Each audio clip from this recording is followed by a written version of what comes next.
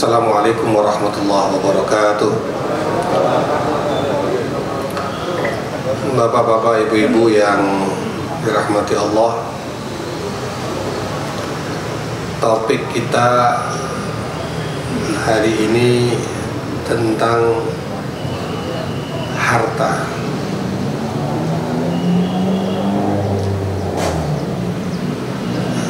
Tema tentang harta termasuk tema besar dalam Al-Quran.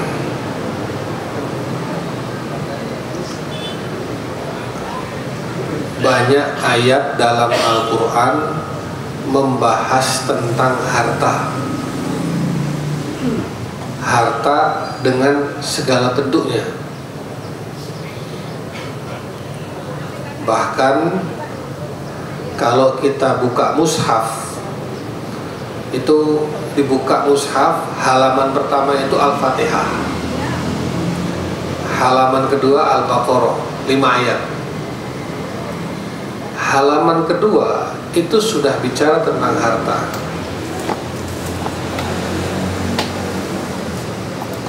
A'udzubillahi minasyaitonirrajim. Bismillahirrahmanirrahim. Alif Lam Mim. Dzalikal kitabu la raiba fihi hudal lil muttaqin alladzina yu'minuna bil ghaibi wa yuqimuna sholata wa mimma razaqnahum yunfiqun. Wa mimma razaqnahum yunfiqun itu kan harta. Ya, Alif Lam Mim. Dzalikal kitabu, kitab ini Al-Quran maksudnya, la raiba fi, tidak ada keraguan. Nggak usah ragu dengan Al-Quran, nggak usah bertanya-tanya dengan Al-Quran. Hudal lil muttaqin, petunjuk bagi orang yang bertakwa. Siapakah orang yang bertakwa? Alladzina yu'minuna bil ghaibi, percaya pada yang ghaib. Ini bukan ghaib ilmu ghaib ya. Ghaib itu termasuk rukun iman. Allah itu nggak bisa dilihat, malaikat nggak bisa dilihat, surga neraka bisa dilihat nggak bisa. Ini yu'minuna bil ghaibi. Ghaib dalam bahasa Al-Quran, bukan ghaib menurut kita. Kalau ghaib menurut kita kan mistik. Wa yuqimuna shalah, mau mendirikan sholat. Wa mimma razaqnahum yunfiqun, dan menginfakkan sebagian rizki. Berarti bicara apa? Harta. Halaman kedua Al-Quran sudah menyinggung soal harta.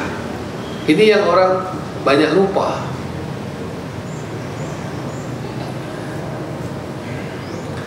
Ayat-ayat lain, saya kasih contoh, banyak sekali. Contohnya, wailul likulli humazatil lumazah alladzi jama'a malau wa'addada. Coba, ya kan? Orang yang celakalah orang yang suka mengumpat-umpat, orang yang kikir, orang yang hasud, orang yang macam-macam itu dan segala jenisnya itu. Termasuk celaka juga orang-orang yang jamaah malah mengumpulkan harta wa'addada dan menghitung-hitungnya. Ini bukan berarti nggak boleh ngitung duit, nggak boleh ngitung kekayaan. Ini adalah gambaran orang hanya ngitung aja tapi nggak mengeluarkan. Itu pelit maksudnya. Alladzi jama'a malahu wa'addada, itu maksudnya adalah pelit, orang kaya yang pelit. Apalagi contoh lain lagi, ayat lain lagi, surat lain lagi. Alhaakumut takatsur hatta zurtumul maqabir. Itu soal apa? Soal harta. Bermegah-megahan, at-takatsur, ya, berfoya-foya telah membuatmu lalai. Nanti ingat-ingat sudah mau masuk kuburan. Masih mending kalau sampai masuk kuburan gak ingat. Yang bisa bermegah-megahan, berfoya-foya itu orang kaya atau orang miskin? Orang kaya. Lagi-lagi ini bicara apa ayat ini? Bicara kekayaan, bicara harta. Jadi Al-Quran, tema-tema tentang harta itu banyak sekali.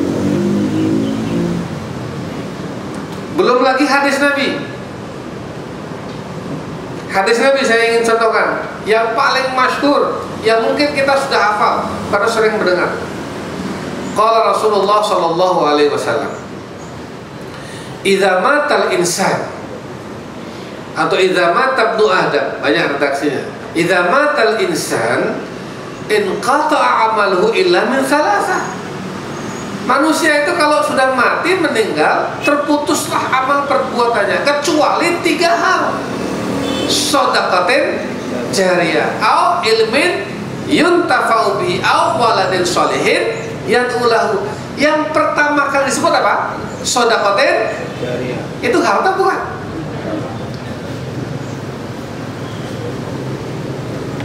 Jadi begitu kita meninggal, itu terputus amalnya. Maksudnya apa dengan terputus amalnya? Itu kita ini kalau sudah mati nggak bisa sholat lagi.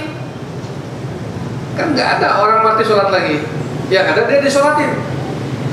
Orang kalau sudah mati nggak bisa puasa lagi. Orang kalau sudah mati nggak bisa pergi haji. Yang ada dia dihajikan orang lain. Orang lain menghajikan atas namanya. Ada. Tapi dia sendiri udah nggak bisa haji. Apalagi kalau dia guru ngajar udah nggak bisa. Iya kan? Kecuali 3 hal. Sedekahnya akan terus mengalir. Ini kan sebetulnya hadis tentang harta.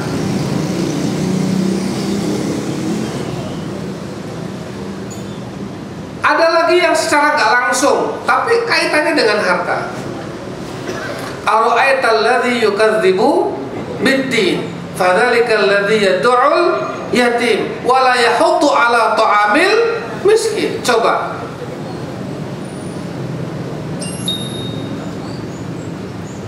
Yad'ul yatim wa la yahuddu 'ala ta'amil miskin, gak mau memberi makan orang-orang miskin. Berarti kan kita harus punya harta lebih supaya bisa memberi makan orang miskin. Tema tentang harta itu banyak sekali. Sama dengan tema tentang makanan. Jadi kalau makan-makan itu sebetulnya menjalankan perintah Al-Quran. Ayat tentang makanan dalam Al-Quran itu tidak kurang dari 200 ayat. Tadi wala yahuddu 'ala ta'amil miskin, makanan. Terus dalam surat apa itu? Allahumma shalli 'ala Al-Qamar. Ma salakakum fi saqar. Jadi nanti di akhirat itu penduduk surga tanya kepada yang di neraka, kenapa kamu di neraka? Apa yang menyebabkan kamu masuk neraka? Masalah kamu fi saqar. Yang di neraka jawab, qalu lam naku minal musallin. Kami dulu nggak mau sholat. Walam naku nut'imul miskin. Kami dulu nggak mau memberi makan orang miskin. Lagi-lagi makan.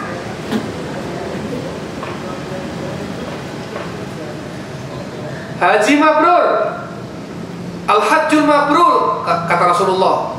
Al-hajjul mabrur laisa lahu jazaa'un illa jannah. Haji mabrur pahalanya tidak lain adalah surga. Qalu ya Nabi Allah, sahabat bertanya, wahai Rasulullah, yang mabrur yang kayak gimana? Qala, Rasul menjawab, it'amut ta'am wa isya'us salam. Yang mabrur adalah cirinya pulang haji mau memberi makan dan menebar salam. Ciri haji mabrur memberi makan. Jadi kalau pengajian makan-makan gini, ini sudah menjalankan perintah Al-Quran dan hadis ini. Ya, jangan dikira. Ini tema makanan tema besar dalam Al-Quran. Kulu washrabu wala tusrifu, makanlah, minumlah. Ya sekedarnya. Wala tusrifu, jangan berlebih-lebihan. Lagi-lagi makan, kulu washrabu. Jadi Al-Quran itu bukan cuma tema sholat, tema zakat, tema tauhid, tema akidah. Al-Quran itu tema tentang kehidupan. Di antaranya tema tentang harta dan tema tentang makanan, minuman, dan seterusnya, dan seterusnya. Bapak Ibu yang dirahmati Allah, fungsi harta itu 3. Jadi harta yang melekat yang Allah titipkan pada kita itu fungsinya 3. Mau harta itu kecil, besar, banyak, sedikit, gak ada urusan. Tapi begitu Allah berikan pada kita harta, harta itu berupa kekayaan atau bisa berupa kesehatan. Itu semua bagian dari harta atau rizki. Itu 3 fungsinya. 1, digunakan untuk mendekatkan diri pada Allah. Maka kalau kita punya harta, ada zakatnya. Ternyata belum wajib zakat karena belum mencapai nisab dan haul. Bisa infak atau sedekah atau wakaf. Ternyata kita mati, ada waris. Iya kan?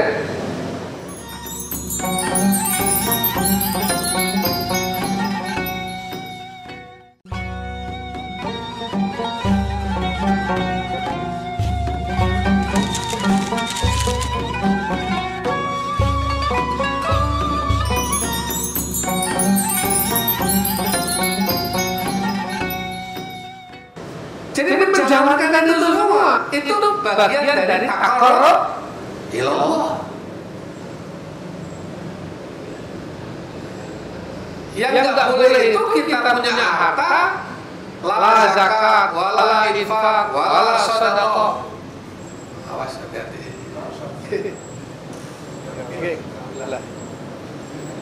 Wala wakaf, itu nggak boleh itu. La tazulu qadama 'abdin yaumal qiyamah. Ini hadis ini. Hatta yus'ala an arba. Seseorang tidak akan bergeser kakinya di hari kiamat, di akhirat ini, kecuali sebelum ditanya 4 hal. Jadi enggak dibolehkan jalan. Enggak, dulu.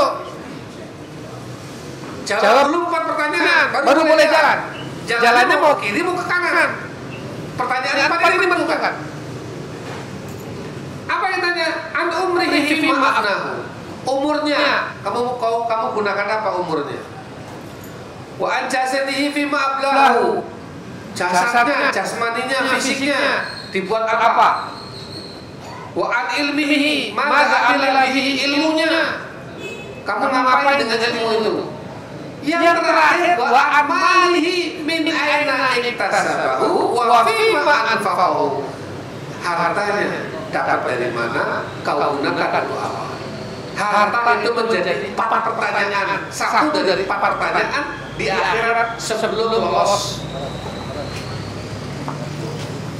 Hadis riwayat At-Tirmidzi. Lagi-lagi tema tentang harta. Ada lagi ini yang kita hafal ujungnya ayat ini.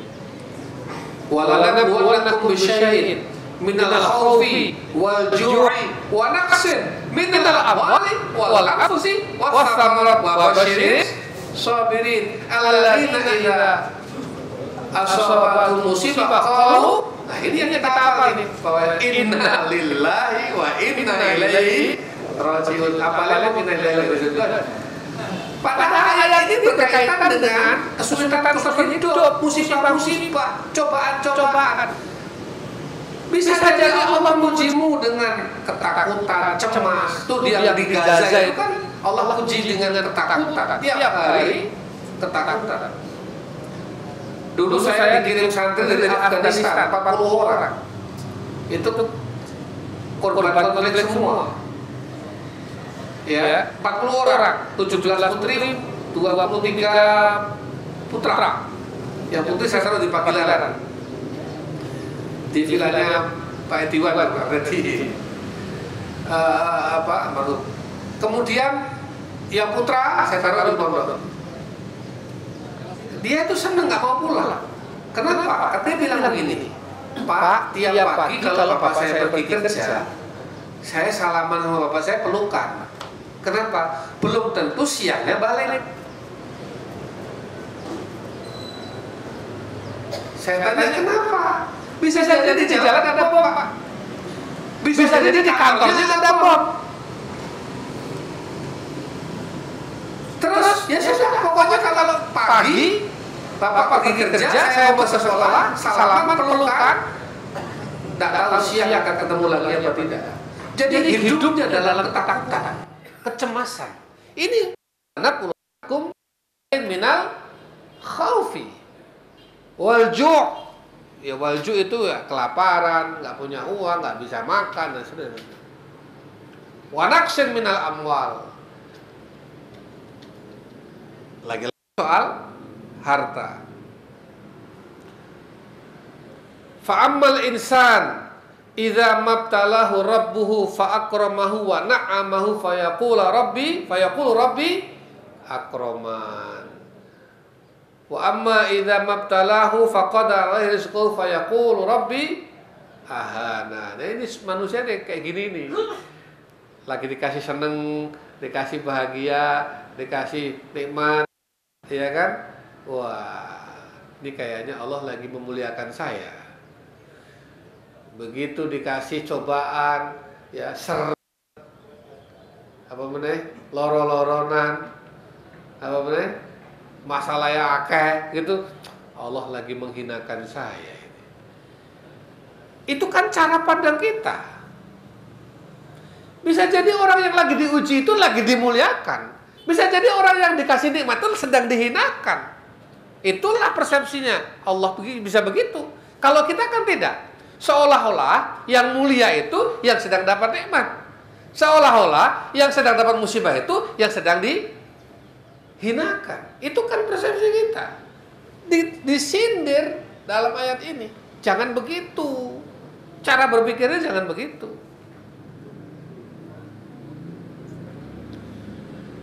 Iki ana wong loro, siji sehat, siji lara. Allah sayang sama yang mana? Sing siji sehat, bergas, waras. Siji lara, lempuruk. Allah sayang sama yang mana? Sayang semua. Ayo.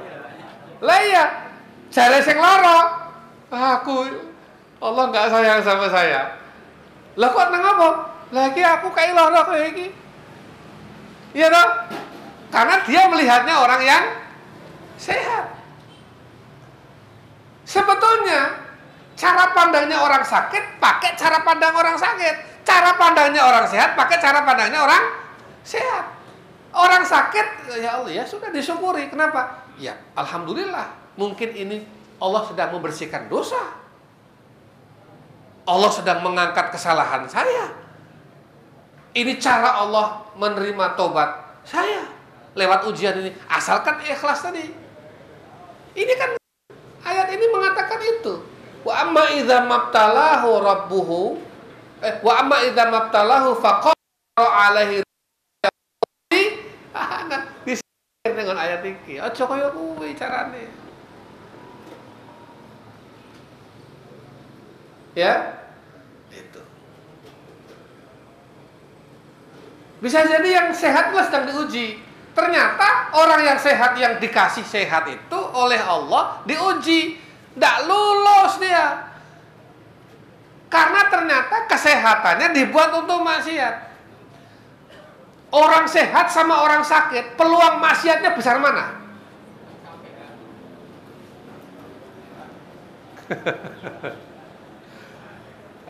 Iya kan? Lah iya. Jadi bukan begitu cara pandangnya. Sehat sakit itu sama sebetulnya. Tinggal cara kita melihatnya. Kalau sakit, ya kita sabar, ikhlas. Kalau sehat, ya gunakan kesehatannya itu untuk memaksimalkan mendekat kepada Allah. Kan begitu. Tadi fungsinya pertama apa? Taqarrub ilallah. Fungsi kedua, untuk memenuhi kebutuhan diri dan keluarga. Jadi kalau ada harta dalam diri kita, itu fungsi kedua, ya penuhi. Apa butuhmu makan? Ya pakai untuk makan. Butuhmu untuk apa? Untuk nutup aurat. Ya beli sesuatu untuk nutupin aurat. Memenuhi kebutuhan diri dan keluarga. Baru yang ketiga, untuk disalurkan kepada orang lain. Nah, di sini ada syariat zakat, ada syariat infak, ada syariat sodako, ada syariat wakaf, ada syariat waris, ada syariat hibah, ada syariat wasiat. Ini di sini. Ini fungsi ketiga. Bapak Ibu yang dirahmati Allah, sebelum kematian, kalau kita ini ada amanah harta, sebelum kematian, itu kita punya 6 pilihan. Catat baik-baik. Jadi, usikum wa iyaya, kalau kita diberi amanah harta, mau sitik atau mau wakeh, itu pilihannya hanya 6. Pilih, jadi 1, zakat. 2, infak. 3, waris. Infak sama sedekah sama. Saya gabung. 3 apa? Waris. 4, hibah. 5, wasiat. 6, wakaf. Ulangi. Bareng-bareng. 1 apa? Zakat. 2, infak sodako. 3, waris. 4, hibah. 5, wasiat. 6, wakaf. Ada orang yang milih 6-6-nya. Ada sebagian harta saya zakatkan. Ada yang saya infak sedekahkan. Ada yang saya akan wariskan sebagian. Ada yang saya hibahkan. Ada yang saya wasiatkan. Ada yang saya wakafkan. Tapi ada orang yang milih 5. Ya terserah. Dari 6 iki ono sing milih 5. Ono sing milih 4. Kira-kira nek 4 milih sing ndi?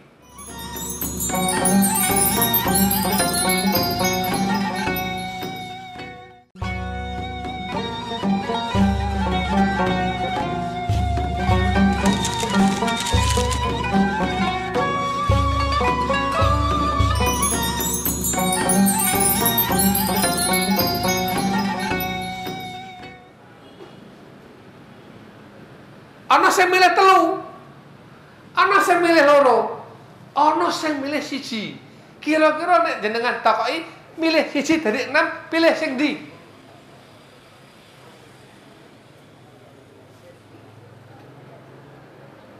Loro wis, loro pilih ndi kira-kira? Nah.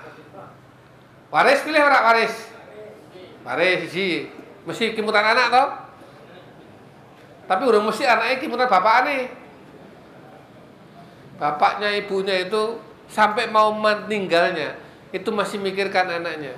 Tapi begitu meninggal bapak ibunya, anaknya wis kelalen, seminggu tok kimutane. Bar kuwi kon ngirim Fatihah, donga, wis angel. Nabi Yakub itu, ya, sebelum meninggalnya itu mengumpulkan anak-anaknya dan ditanya satu persatu. Pertanyaannya, ma ta'buduna min ba'di. Jadi orientasi Nabi Yakub kepada anak-anaknya itu doktrinnya, nek aku mati, kamu saya tinggal mati, bar aku mati, kowe kabeh nyembah opo? Akidahmu berubah tidak? Keyakinanmu berubah tidak? Sikapmu berubah tidak? Komitmenmu berubah tidak? Itu pertanyaan Nabi Yakub. Orang sekarang beda pertanyaannya. Kira-kira nek kowe tak tinggal mati, kowe mangan apa? Jadi di sini itu otaknya, kalau nek aku mati, kowe mangan apa? Kan regone rego weteng. Manusia itu kadang-kadang harganya itu cuma dihargai antara lutut sampai ke perut. Ininya nggak ada harganya, karena nggak pernah dipakai. Padahal yang membedakan kita dengan hewan ini. Jadi kalau manusia hidup itu sing diulang-ulang mung bagian iki perut sampai ke lutut, maka itu kehidupannya sama dengan binatang. Itu Al-Quran. Walaqad dara'na li jahannama katsiran minal jinni wal insi lahum qulubun la yafqahuna biha wa lahum a'yunun la yubsiruna biha wa lahum adhanun la yasma'una biha ulaika kal an'ami bal hum adall. Kurang apa lagi? Keras banget ayat ini. Di neraka jahanam itu nanti banyak manusia-manusia isinya. Siapa yang banyak memenuhi neraka jahanam itu? Orang yang lahum qulubun la yafqahuna biha, punya hati tapi tidak bisa memahami, punya hati tapi tidak bisa merasakan. Walahum a'yunun la yubsiruna biha, punya mata nggak bisa melihat. Ini bukan orang buta. Kalau orang buta medis, buta fisik, nggak bisa melihat, itu akma.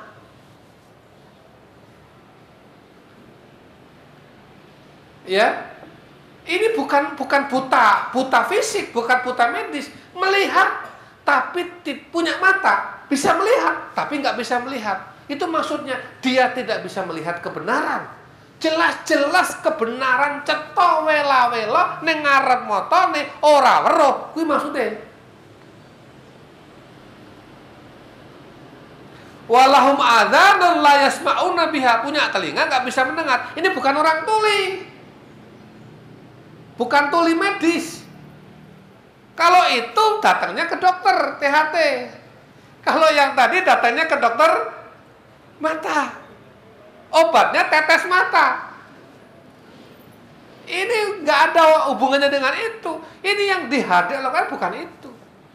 Punya telinga, jelas kebenaran sudah sampai, sudah dengar, sudah masuk ke telinga dia, cetha wela-welo, tidak bisa mendengar kebenaran. Itulah lahum adzanun la yasma'una biha. Lah kalau orang-orang yang seperti ini, ulaika kal an'am, mereka itu seperti binatang, bal hum adall, bahkan lebih hina daripada binatang.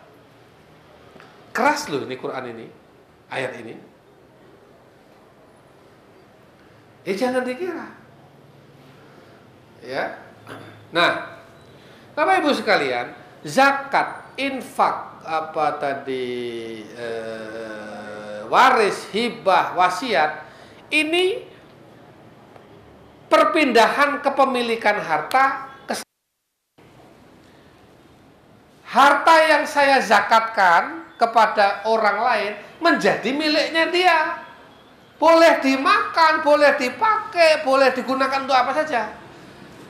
Harta yang saya infakkan atau harta yang saya hibahkan atau harta yang saya wariskan kepada ahli waris itu menjadi miliknya dia.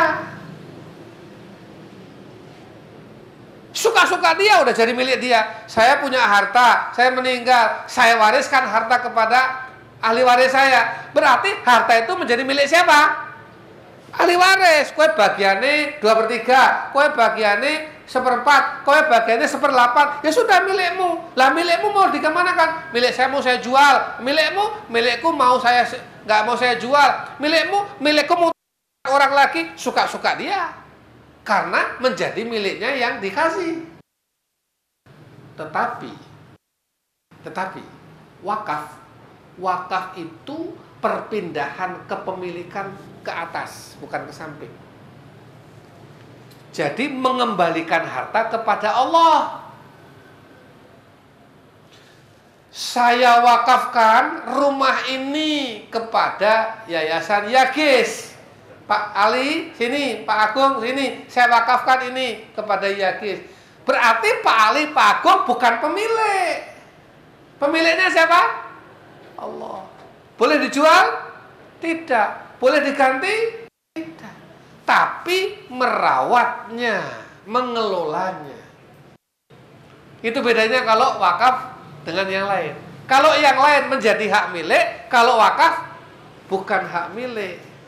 Kembali kepada Allah, ngunci. Bisa diwariskan.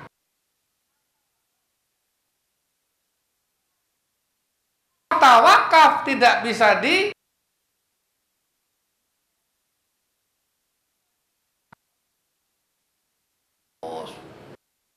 tahun bahkan ila yaumil qiyamah. Jelas semuanya? Nanti kapan-kapan lah ini harus pakai papan tulis ini kalau jelaskan ini skema-skema ini. Tapi itu kira-kira gambaran umumnya zakat seperti ini ya. Kalau zakat itu ada aturannya. Ada nisab, ada haul. Nisab itu batas minimum. Kalau orang hartanya belum mencapai batas minimum, belum wajib zakat. Berapa?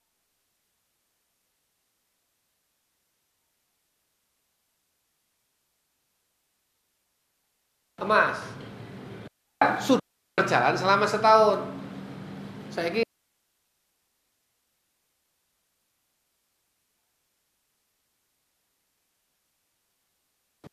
paling sudah pada atas? Larang kayak gini. Ini Pak Ali update harga emas ini.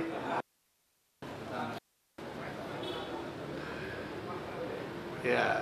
Loh, itu berarti 1,4 kali 85. Kalau harta kita dalam setahun sudah mencapai itu, lewat sedikit gitu, kita wajib zakat 2,5%. Kalau belum itu, ya belum wajib zakat. Wah, aku kan belum wajib zakat. Tenang, jadi nggak usah mengeluarkan apa-apa. Ntar dulu, kan ada infak sedekah.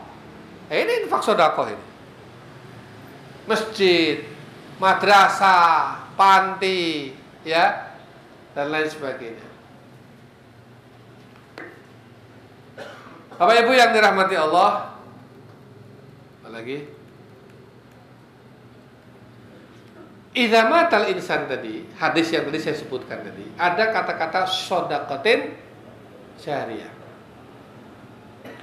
Menurut ulama ahli hadis, yang dimaksud dengan shadaqatin jariyah adalah wakaf. Jadi tolong jangan menyempitkan arti shadaqatin jariyah. Ada dua sedekah itu. Sodakoh tok, nggak pakai jariyah, sodakoh gitu saja bahasa Arabnya. Yang kedua ada sodakotin jariyah. Jadi kalau ngasih makan orang itu sodakoh nggak?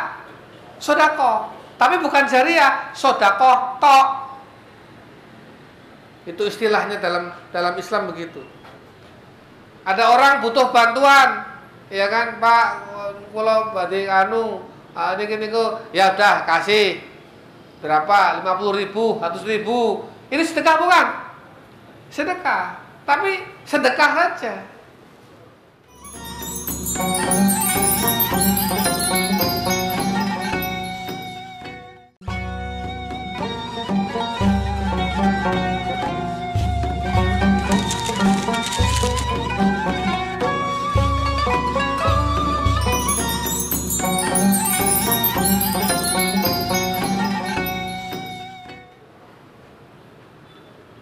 Untuk mendapatkan pahala berulang-ulang, sedekahnya berulang-ulang, itu cirinya. Hari ini saya ngasih makan 10 orang, dapat pahala ngasih makan 10 orang. Kalau besok mau dapat pahala ngasih makan 10 orang lagi, ya besok undang lagi 10 orang lagi, kasih makan lagi. Begitu. Kalau lusa saya mau dapat pahala ngasih makan orang lagi, ya kasih makan orang lagi, terus. Tapi kalau sodakotin jariyatin, wakaf, ya, dengan kata lain adalah wakaf itu perbuatannya sekali, pahalanya berulang. Contoh, ana wong bangun masjid, ya wis, aku wakaf 1 meter keramik. Piro regane 1 meter keramik? 1.000, ya 1.000. 1.000 tukoke keramik 1 meter itu ya kan? Pasang keramiknya. Keramik itu setelah dipasang, zuhur sholat wong, asar ana wong sholat, maghrib ana wong sholat, isya ana wong sholat, subuh ana wong sholat, jumatan ana wong sholat, ada orang duduk zikir di situ, ada orang duduk baca Quran di situ, ada orang duduk i'tikaf di situ. Dapat pahalanya nggak? Berulang-ulang terus, padahal cuma sekali kan? 1.000, buh kapan sekalian waktu ini biyen pokoknya wis suwi nemen, iya toh? Tapi pahalanya berulang. Itu yang disebut dengan sodakotin jariyatin. Jadi orang itu kalau sudah meninggal putus, kecuali tadi sodakotin jariyah sama 2 tadi, ilmu dan anak soleh yang mendoakan. Hebatnya Nabi ketika mengatakan ini, itu menggunakan kata waladin, bukan al-waladi. Nggak ada alif lamnya. Saya ngerti bahasa Arab ini. Ini ma'rifah dengan nakirah. Kalau Rasul mengatakan ilamin shadaqatin jariyah au ilmin yuntafa'u bi au al-waladi. Nah, itu baru. Tapi Rasul bukan begitu. Shadaqatin jariyah au ilmin yuntafa'u bihi au waladin. Enggak pakai alif lam. Apa bedanya? Kalau pakai alif lam itu anaknya. Berarti anak kandungnya. Lan sing anake siji, sing ndongake wong siji. Sing ra duwe anak, berarti ora ndongake. Iya kan? Kalau ada alif lamnya berarti anaknya. Anak sing mati. Tapi karena tidak ada alif lam, berarti anak soleh yang mendoakan. Anak siapa? Yo anake wong kabeh. Maka kalau ada orang meninggal, lalu ada banyak orang mendoakan dia, ya kan? Atau dia punya murid, muridnya banyak, murid-muridnya mendoakan dia, itu masuk waladin sholihin yad'u lahu. Atau dia seorang kiai ustadz, jamaahnya banyak, meninggal, didoakan oleh jamaah semua, padahal nggak ada hubungannya kan? Nasab itu waladin sholihin yad'u lahu. Jadi tidak pakai alif lam, supaya ini bisa mencakup semua siapa saja yang mau mendoakannya. Bapak Ibu yang dirahmati Allah, ya, itu dari idza matal insan in qata'a amalu. Oleh karena itu, seorang ahli hadis zaman tabi'in, ulama, Al-Imam Ibnu Qudamah radhiyallahu anhu, dalam sebuah majelis ini ditanya oleh muridnya, wahai imam, menurut sampean siapa orang yang paling bahagia di dunia?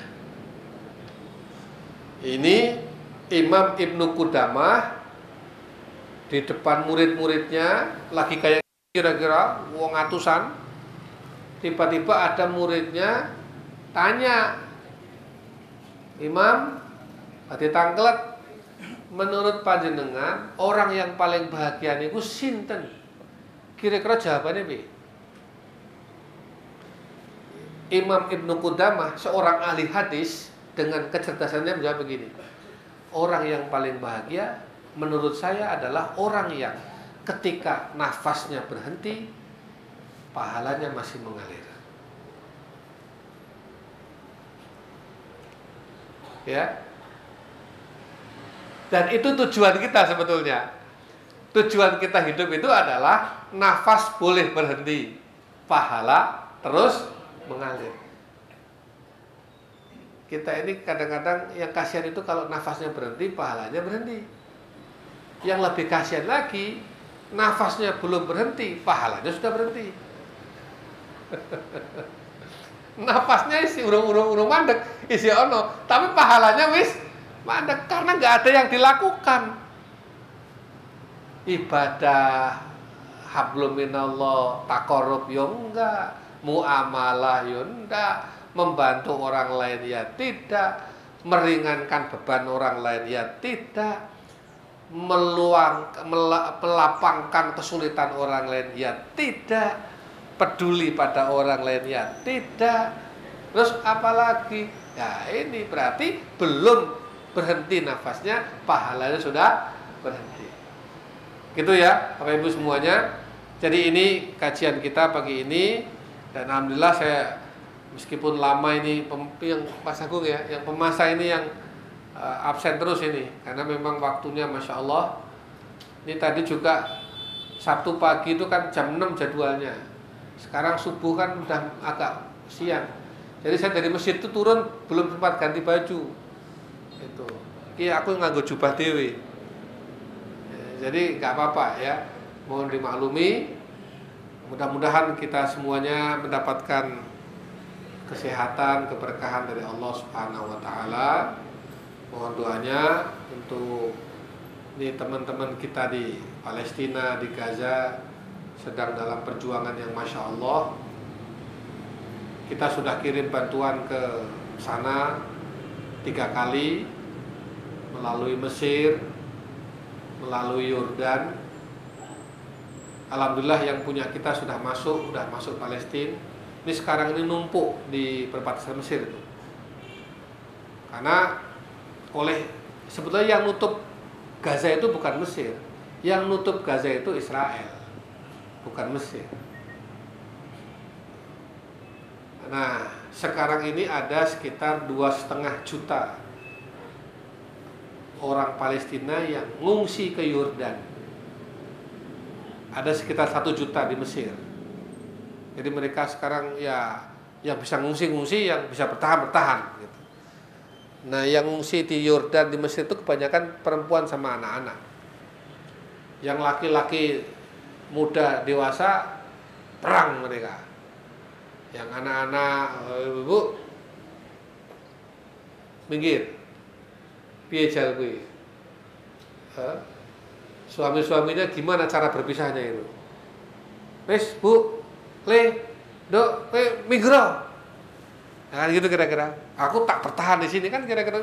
Bayangkan suasana itu. Itu kan nggak mudah itu. Tapi mereka sudah terbiasa seperti itu. Ya, ini hilang, ini ada ribuan tumbuh lagi, ya gitu. Jadi ini menyelamatkan yang anak-anak karena akan jadi penerus nanti. Bisa jadi bapaknya mati.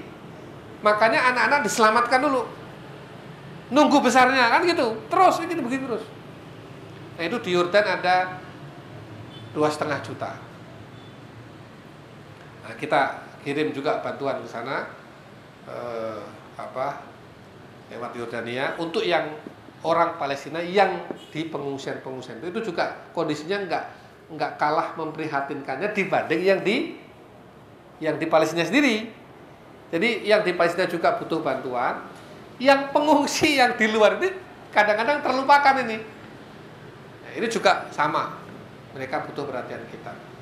Makanya yang bisa kita lakukan ya berdoa.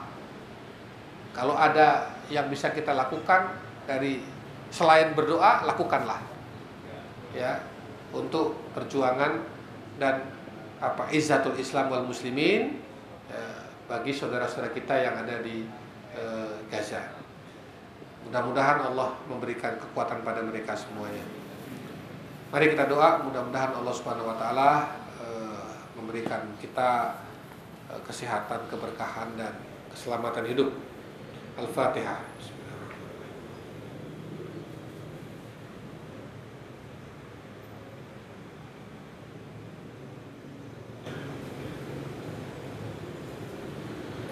Bismillahirrahmanirrahim. Allahumma sholli ala Muhammad wa ala alihi wa sahbihi ajma'in. Alhamdulillahirabbil alamin. Hamdan syakirin, hamdan na'imin, hamdan yuwafi ni'amahu wa yukafi'u mazidah. Ya Rabbana lakal hamdu kama yanbaghi li jalali wajhikal karim wa 'azimi sultanik. Allahumma ighfir lana wa li walidina warhamhum kama rabbawna shighara. Lil muslimina wal muslimat wal mu'minina wal mu'minat al ahya'i minhum wal amwat. إنك السميع قريب مجيب الدعوات يا قاضي الحاجات اللهم إنا نسألك الجنة وما قرب إليها من قول وعمل ونعوذ بك من النار وما قرب إليها من قول وعمل اللهم إنا نسألك من الخير كله عاجله وآجله ما علمنا منه وما لم نعلم ونعوذ بك من الشر كله عاجله وآجله ما علمنا منه وما لم نعلم اللهم انفعنا بما علمتنا وعلمنا ما ينفعنا وارزقنا علوما تنفعنا في الدين والدنيا والآخرة ربنا لا تزغ قلوبنا بعد إذ هديتنا وهب لنا من لدنك رحمة إنك أنت الوهاب نسأل الله العظيم رب العرش العظيم أن تشفينا وتعافينا اللهم اشفنا واشف مرضانا ومرضى المسلمين أنت الشافي لا شفاء إلا شفاؤك شفاء لا يغادر سقما ربنا اصرف عنا السوء بما شئت وكيف شئت إنك على ما تشاء قدير اللهم سلمنا من آفات الدنيا وعذاب الآخرة وفتنتهما وبليتهما إنك على كل شيء قدير اللهم اهلك الكفرة والمشركين والظالمين والمفسدين واليهود أعداءك أعداء الدين اللهم شتت شملهم ومزق جمعهم وألق في قلوبهم الرعب إنك على كل شيء قدير ربنا آتنا من لدنك رحمة وهيئ لنا من أمرنا رشدا ربنا هب لنا من لدنك ذرية طيبة إنك سميع الدعاء ربنا واجعلنا مقيم الصلاة من ذريتنا ربنا وتقبل دعاء ربنا هب لنا من أزواجنا وذرياتنا قرة أعين واجعلنا المتقين إماما ربنا آتنا في الدنيا حسنة وفي الآخرة حسنة وقنا عذاب النار وادخلنا الجنة مع الأبرار يا عزيز يا غفار يا رب العالمين وصلى الله على سيدنا محمد وعلى آله وصحبه وبارك وسلم وآخر دعوانا أن الحمد لله رب العالمين الفاتحة.